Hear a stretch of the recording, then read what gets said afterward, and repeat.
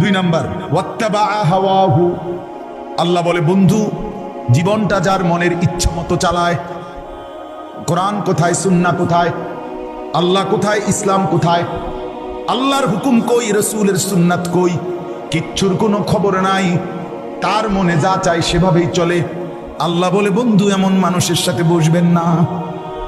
ভালো মানুষ যদি খোদার কসম না থাকতো আল্লাহর জমিন চাঁদ উঠতো না, সূর্য উঠতো না।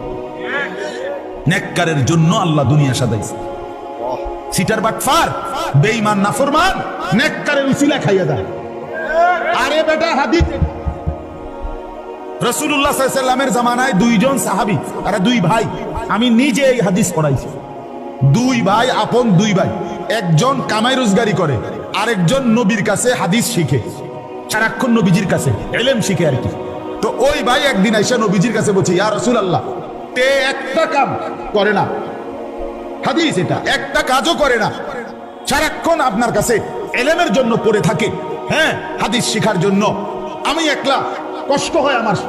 আল্লাহ নবী সাল্লাল্লাহু আলাইহি সাল্লাম বলছেন লাআল্লাকা তুরযাকু বিহি, সাহাবী শুনো, ওই বেটারে কইছে বড় মিয়া রে, আল্লাহ পাক তার বরকতে তোমারে খাওয়ায়।